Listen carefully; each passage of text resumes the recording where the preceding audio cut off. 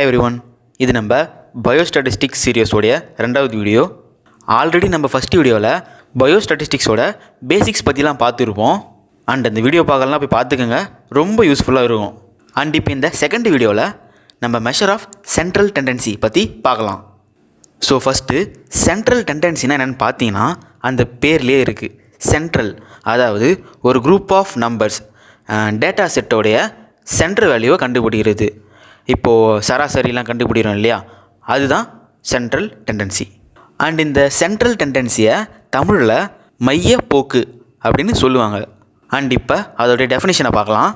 Measure of central tendency definition: a number or a quantity which is a representative of a set of data is called central tendency. So central டெண்டன்சினா ஒரு value இல்லைனா ஒரு number தான். அது என்ன வேல்யூன்னு பார்த்தீங்கன்னா, ஒரு குரூப் ஆஃப் நம்பர்ஸ் இல்லைனா ஒரு டேட்டா செட்டை ரெப்ரசன்ட் பண்ணுற மாதிரி இருக்க central value. This single value describes the characteristics of the entire mass of data.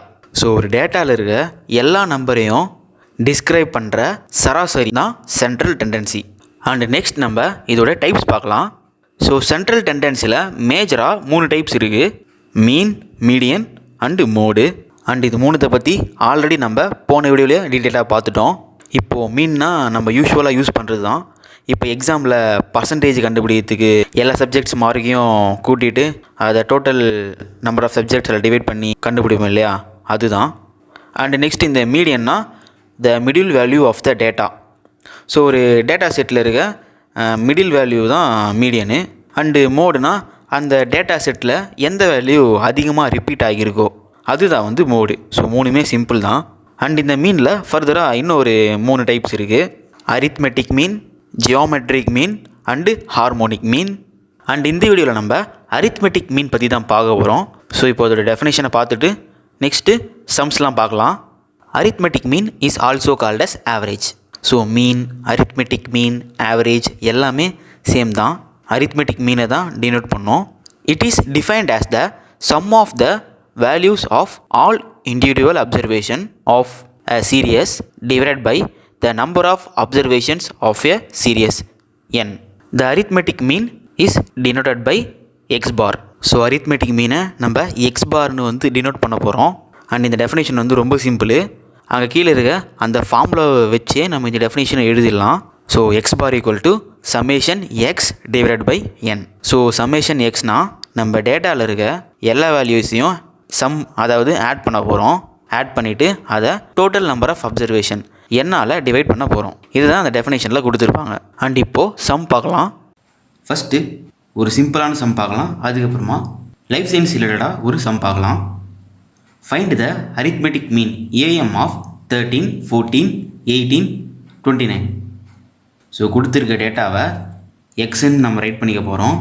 And இதோடைய டோட்டல் நம்பர் ஆஃப் அப்சர்வேஷன், அதாவது n வந்து 4, ஏன்னா இங்கே மொத்தமாக 4 வேல்யூஸ் இருக்குது. And next arithmetic mean x பாரோடைய ஃபார்முலாவை ரைட் பண்ணிக்க போகிறோம். அண்ட் இதில் நம்மளுடைய டேட்டாவை வந்து சப்ஸ்டியூட் பண்ண போகிறோம். ஸோ சமேஷன் எக்ஸ், அதுக்கு மீனிங் என்னென்னு பார்த்தீங்கன்னா எக்ஸோட வேல்யூஸ் எல்லாம் ஆட் பண்ண போகிறோம். ஸோ இந்த எக்ஸோட வேல்யூஸ் எல்லாத்தையும் ஆட் பண்ணால் நம்மளுக்கு கிடைக்கிற ஆன்சர் வந்து 74. அதை 4ஆல் டிவைட் பண்ணால் 18.5ன்னு கிடைக்குது. ஸோ கொடுத்துருக்க டேட்டாவுடைய அரித்மெட்டிக் மீன் எக்ஸ் பார் வந்து 18.5. அண்ட் நெக்ஸ்ட் இப்போ நம்ம லைஃப் சயின்ஸ் ரிலேட்டடாக ஒரு சம் பார்க்கலாம். A microbiologist counted the number of bacterial colonies on 5 different Newton agar plates inoculate with the same soil sample. The colonies counts are 56, 62, 58, 60, 64. Find the mean number of bacterial colonies. First எந்த ஒரு கொஸ்டினாக இருந்தாலும் அதோடைய மீனிங்கை நம்ம வந்து புரிஞ்சுக்கணும்.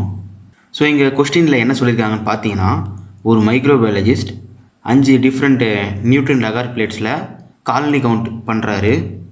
And அந்த 5த்துலேயுமே same soil சாம்பிளை தான் அவர் வந்து இனாகுலேட் பண்ணியிருக்காரு. ஸோ அந்த 5த்தோட காலனி கவுண்ட்ஸ் பார்த்தீங்கன்னா, ஒன்றுத்துக்கு 56, இன்னொன்றுத்துக்கு 62, அண்ட் ஒன்றுத்துக்கு 58, இன்னொன்றுத்துக்கு 60, அண்ட் லாஸ்ட்டாக 64. இப்போ இவர் செஞ்ச இந்த 5 காலனி கவுண்ட்ஸோட மீனை கண்டுபிடிக்க சொல்கிறாங்க. ஸோ சிம்பிள் தான்.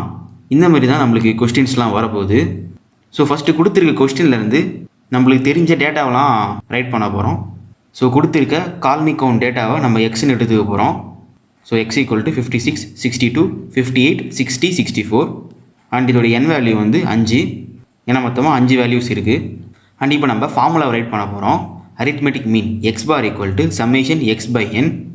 நம்மளுடைய டேட்டாவை வந்து சப்ஸ்டியூட் பண்ண போகிறோம்.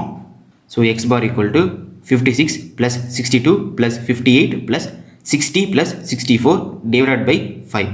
அண்ட் இந்த இடத்துல நோட் பண்ணிங்கன்னா தெரியும், இங்கே நான் ஒரு மிஸ்டேக் பண்ணியிருப்பேன். என்ன பண்ணேன்னு பார்த்தீங்கன்னா, இந்த வேல்யூஸு நடுவில் ப்ளஸ்ஸுக்கு பதிலாக இந்த இடத்துல மட்டும் கமா போட்டுட்டேன். அண்ட் மோஸ்ட்லி பிகினர்ஸுக்கு ஒரு டவுட் வரும். என்னென்னு பார்த்தீங்கன்னா, இந்த இடத்துல வேல்யூஸு நடுவில் ப்ளஸ்ஸு பண்ணுமா இல்லை கமா பண்ணுமா, இதுதான். ஸோ வேல்யூஸுக்கு நடுவில் ப்ளஸ்ஸு தான் வரணும், நல்லா ஞாபகம் வச்சுங்க. ஸோ இந்த வேல்யூஸ் எல்லாம் ஆட் பண்ணால் நம்மளுக்கு 300 கிடைக்குது. ஸோ அந்த 300 5ஆல் டிவைட் பண்ணால் 60 கிடைக்குது. So x bar equal to 60 colonies. So சராசரியாக 60 காலனிஸ் வளர்ந்துருக்கு. அண்டு லாஸ்ட்டில் ஆன்சர் ரைட் பண்ணுறப்ப அதோடைய யூனிட் போட மறந்துடாதீங்க. இப்போ கொஸ்டினில் நம்மளுக்கு காலனிஸ்னு கொடுக்கவே நம்மளும் இங்கே ஆன்சரில் காலனிஸ்ன்னு சொல்லிட்டு ரைட் பண்ணியிருக்கோம். சப்போஸ் கொஸ்டினில் மீட்டர்னு வந்திருந்தால் நம்ம ஆன்சரில் மீட்டர் வரப்போகுது. ஸோ கிராம்னு இருந்தால் இங்கேயும் கிராம் வரப்போகுது. ஸோ யூனிட்டை வந்து மறக்காதீங்க, ஏன்னா யூனிட்ஸுக்கும் மார்க் இருக்குது. ஸோ அவ்வளோதான் கைஸ். நம்மளுடைய நெக்ஸ்ட் வீடியோவில் கண்டினியூஸ் டேட்டாவில் எப்படி அரித்மெட்டிக் மீன் ஃபைண்ட் அவுட் பண்ணுறது அப்படின்றத பார்க்கலாம். ஆனால் நம்ம வீடியோ பிடிச்சிருந்தா லைக் பண்ணுங்கள், கமெண்ட் பண்ணுங்கள். Thank you all. மறக்காமல் சர்ப்ரைஸ் பண்ணுங்கள். தேங்க்யூ.